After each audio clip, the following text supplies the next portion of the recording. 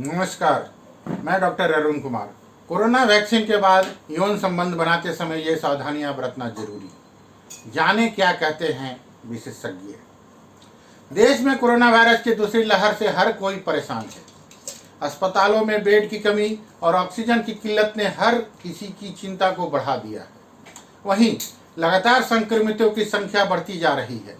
इन सब के बीच देश में एक बात की चर्चा और है कि कोरोना वायरस की वैक्सीन लगवाने के बाद क्या करना चाहिए और क्या नहीं। इसी कड़ी में एक सवाल ये भी सामने आ रहा है कि क्या वैक्सीन लगवाने के बाद यौन संबंध बना सकते हैं और ये कितना सुरक्षित है। तो चलिए इसे जानने की कोशिश करते हैं। दरअसल इस पर स्वास्थ्य मंत्रालय की तरफ से कोई दिशा निर्देश तो जारी नहीं किए गए हैं, लेकिन मेडिकल एक्सपर्ट इस दौरान लोगों को कुछ सावधानियां बरतने की सलाह देते हैं। विशेषज्ञ मानते हैं कि टीके के दूसरी डोज लेने के बाद गर्भ निरोधक का इस्तेमाल करना चाहिए और इस दौरान लोगों को फैमिली प्लानिंग के बारे में भी नहीं सोचना चाहिए। वहीं इस पर डॉक्टर मानते हैं कि अभी यह कहना जल्दबाजी होगी कि क्या वैक्सीन से कोई लॉन्ग टर्म साइड इफेक्ट है और यौन संबंध बनाने के बाद लोगों पर इसका क्या असर पड़ रहा है। कोरोना वैक्सीन लगवा चुके लोग हर बार यौन संबंध बनाने से परहेज नहीं कर सकते हैं। ऐसे में बचाव ही सुरक्षित रहने का सबसे सही तरीका है। वहीं वैक्सीन की दूसरी डोज लेने के बाद कम से कम 2-3 सप्ताह के लिए पुरुष और महिलाओं को कॉन्डोम जैसे गर्भ निरोधक का इस्तेमाल करना सही रहेगा। इससे यौन संबंध बनाने के दौरान शरीर में तरल पदार्थ आपस में संपर्क में आते हैं। डॉक्टर ये मानते हैं कि हमें इस बारे में नहीं पता कि ये कोरोना वैक्सीन लोगों पर कैसा असर डालेगी, इसलिए कॉन्डोम का इस्तेमाल करना सबसे अच्छी और प्रभावशाली रोकथाम होगी। इसके अलावा उन्होंने ये भी सलाह दी है कि टीकाकरण करवाने वाली योग्य महिलाओं को वैक्सीन लेने से पहले स्त्री रोग विशेषज्ञ से परामर्श जरूर करना चाहिए। देश में काफ़ी तेजी से लोगों को वैक्सीन देने का काम चल रहा है, जिसमें लोग काफ़ी बढ़ चढ़कर हिस्सा लेते हुए नजर आ रहे हैं।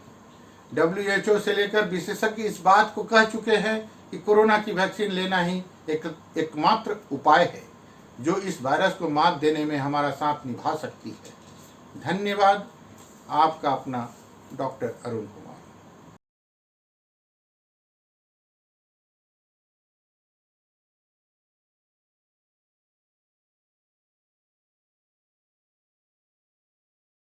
नमस्कार। डायबिटीज और मोटापे से बचना है तो भूलकर भी ना खाइए सफेद चीजें। डायबिटीज और मोटापे दोनों ही जीवन शैली की अनियमितता से जुड़ी हुई बीमारियां हैं। युवा इन दोनों ही बीमारियों की चपेट में तेजी से आ रहे हैं। दरअसल अनियमित जीवन शैली के चलते युवा खान पान में इतनी लापरवाही बरतते हैं कि उनको ये दोनों ही बीमारियां आसानी से घेर लेती है। ऐसे में अगर आपको इन दोनों ही बीमारियों से बचना है तो आप खान पान में सावधानी बरतें और इन सफेद चीजों को ना खाएं। अगर आपको डायबिटीज और मोटापे से बचना है तो खाने में नमक का इस्तेमाल कम करें। दरअसल कई लोगों को ज्यादा नमक खाने की आदत होती है, लेकिन ये आदत उनको ये दो बीमारियां दे सकती है। ज्यादा नमक खाने से आपका मोटापा और डायबिटीज ही नहीं बल्कि हाई ब्लड प्रेशर की शिकायत भी हो सकती है। नमक में सोडियम होता है, जिसकी वजह से यह सेहत के लिए घातक होता है। डायबिटीज और मोटापे से बचने के लिए आपको चावल का सेवन कम करना होगा। दरअसल चावल सेहत के लिए हानिकारक होते हैं। ऐसे में चावल के अनियमित सेवन से आपको ये दोनों ही बीमारियां हो सकती है। अगर आप ज्यादा चावल खाते हैं तो आपका वजन बढ़ सकता है और ब्लड शुगर स्तर भी अनियंत्रित हो सकता है। अगर आपको चावल खाना ही है तो सफेद राइस की जगह ब्राउन राइस खाएं। अगर आपको डायबिटीज और मोटापे से बचना है तो मैदा बिल्कुल भी ना खाएं। अगर आप ज्यादा मात्रा में मैदा खाते हैं तो आपको डायबिटीज और मोटापे के साथ ही पाचन तंत्र की समस्या भी हो सकती है। इसके अलावा आप दिल की बीमारियों के भी शिकार हो सकते हैं। डायबिटीज और मोटापे से बचने के लिए सफेद ब्रेड भी नहीं खाना चाहिए। बहुत से लोगों को लगता है कि सफेद ब्रेड सेहत को नुकसान नहीं पहुंचाता है, जबकि यह एकदम झूठ है। सफेद ब्रेड में पोषक तत्व ना होने के बराबर होता है और इससे आपका वजन बढ़ सकता है। इस स्पीच में दी गई तमाम जानकारियां केवल सूचनात्मक उद्देश्य से है। मैं ललिता कुमारी, धन्यवाद। मैं अभी आपको जो बात बताने वाला हूँ उसे सुनने के बाद में आपको इतना हल्का फील होगा, आपको लगेगा कि यार ये वीडियो कहाँ रह गई थी। मैं 99% श्योर हूँ कि इस वीडियो को देखने के बाद में आपका आज का दिन, और अगर आप रात को देख रहे हो तो आपका अगला दिन बहुत अच्छा जाने वाला है। और जब फर्स्ट डे अच्छा जाता है तब 50% से भी ज़्यादा चांसेस बढ़ जाते हैं कि उसका भी नेक्स्ट डे और अच्छा जाए, और उसके बाद में उसका भी नेक्स्ट डे अच्छा जाए, उसके 90% चांसेस बढ़ जाते हैं। और ऐसे करते हुए हर दिन अच्छा जाता है जब तक बीच में कोई दूसरा इवेंट क्रिएट ना हो, जब तक कोई रोक ना है। अच्छा दिन का मतलब है कि प्रोडक्टिव डे, कि पूरे दिन कुछ किया, हर बार कुछ करते रहे, प्रोडक्टिव करते रहे, टाइम वेस्ट नहीं किया। सोने जाए तो लगे कि यार मैंने सारी चीज़ें की है, उठे तो लगे कि यार मुझे ये सारी चीज़ें करनी है। हर वक्त काम ही लगे, हर वक्त सीखना ही नजर आए। आपने अब तक जितनी भी मोटिवेशनल वीडियोस देखी होगी उसमें से अब तक कितनी चीज़ें ईमानदारी से आपने अप्लाई की होगी? आधे से ज़्यादा लोग होंगे जिन्होंने बहुत कम बातें एक्चुअल में अप्लाई की होगी because of low will power, because of low discipline. Motivation लेना गलत नहीं है। मैं यहाँ ज्ञानी बाबा नहीं बनने वाला हूँ कि मोटिवेशन लेना बिल्कुल ही गलत है, क्योंकि इस बात को एग्री करने से कोई भी मना नहीं करेगा कि कोई एक इंसान है जिसकी उम्मीद टूटी हुई है, जो हताश है, और दूसरा है जो मोटिवेटेड है। तो इन दोनों में से ज़्यादा अच्छे से एक्शन कौन लेगा वो सबको पता है। मोटिवेट होने के साथ में उसी तरह डीमोटिवेट होना भी गलत नहीं है। जब आप परेशान होते हो ना, मैं भी होता हूँ, और ये मिथ हो तो दिमाग से निकाल देना कि मोटिवेटर्स जो होते हैं, जो लाइफ चेंजिंग स्पीकर्स होते हैं, जितने भी स्टेज पर बोलने वाले होते हैं या फिर कैमरे के सामने बोलने वाले होते हैं, जो एनर्जी के साथ बोलते हैं, वो परेशान नहीं होते।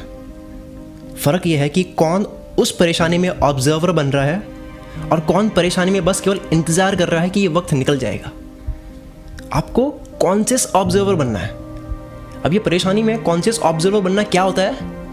जिसके सामने हार्ड वर्कर भी घुटने टेक दे, जिसके सामने टैलेंटेड लोग भी घुटने टेक दे, वो क्या होता है? वो होता है कॉन्शियस ऑब्जर्वर बनना, जिसका फोकस बहुत तगड़ा हो। कोई भी स्पोर्ट प्लेयर हो, कोई भी खिलाड़ी हो, कोई भी बंदा हो, कोई भी एक्टर हो, कोई भी आर्टिस्ट हो, कोई भी बंदा हो, उसका सबसे बड़ा हथियार होता है कि वो कितना ज़्यादा उस मोमेंट में रह कर काम कर सकता है। जितने ज़्यादा परेशानी में कॉन्शियस रहकर सोचोगे, जितना ज़्यादा फोकस्ड होकर सोचोगे, अगर नेगेटिव थिंकिंग आ रही है तो आप सोच रहे हो कि ये कहाँ से आ रही है, ये क्यों आ रही है और ये कैसे आ रही है। आप ये नहीं सोच रहे हो कि नेगेटिव थिंकिंग आनी ही नहीं चाहिए, अरे मैं तो नेगेटिव बंदा हूँ। आप एक एक चीज़ बारीकी से समझ रहे हो कि ये क्यों हो रहा है, अभी मुझे जो फील हो रहा है उसकी वजह क्या है। खाना पीना, मेरे साथ के लोग, मेरे बहुत बड़े सपने देख लेना, उसके बाद में उस पर काम नहीं करना तो मुझे वो बुरा फील हो रहा है, उसकी वजह से हो रहा है। अगर आपको बुरा फील हो रहा है तो कोई दिक्कत नहीं है, बुरा फील करने में कोई दिक्कत नहीं है। ऐसा नहीं है कि स्ट्रांग लोग रो नहीं सकते, वो बुरा फील कर नहीं सकते। बस ये याद रखना, क्या आपको पता है कि आपको बुरा फील क्यों हो रहा है? बस क्या आप कॉन्शियस हो अपनी फीलिंग्स को लेकर के? बस ये पता होना चाहिए। गुस्सा आ रहा है तो सच में ज़िंदगी की वाट लगी है उसकी वजह से आ रहा है, क्योंकि सारी चीज़ें उतल पुतल हो रखी है, उसकी वजह से आपकी फ्रस्ट्रेशन दूसरी चीज़ों में निकल रही है। क्या वो वजह है? या फिर हो सकता है कि आपका खाना पीना रीज़न है जिसकी वजह से आपको अच्छा फील नहीं हो रहा है, क्योंकि जैसा आप खाते हो वैसा आप फील करते हो।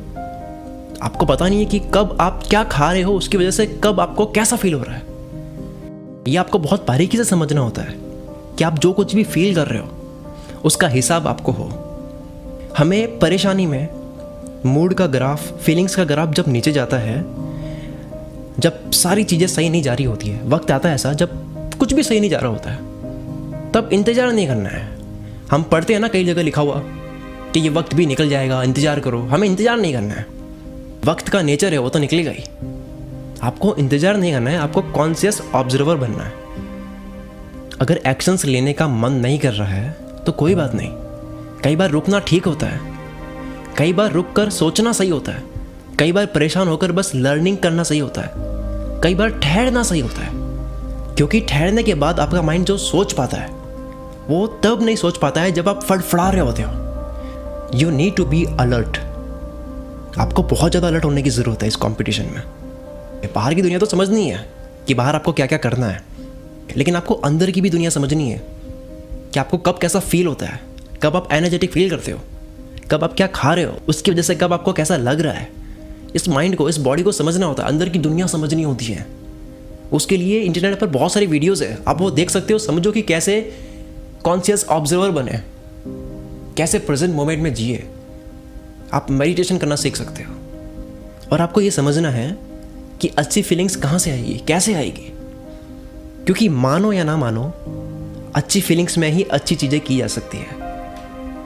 बुरा फील होता है, उसके बाद में आप अपने आप को कितना पुश करोगे बड़ा काम करने के लिए। 1 दिन, 2 दिन, 10 दिन, 1 महीना, 2 महीना, आपको लगेगा कि यार मैं गिव अप कर देता हूँ, लेकिन उस चीज़ में आप कभी गिव अप नहीं करोगे जहाँ आप अच्छा फील कर रहे हो। तो अच्छा फील कैसे हो, वो उसके पीछे भागो।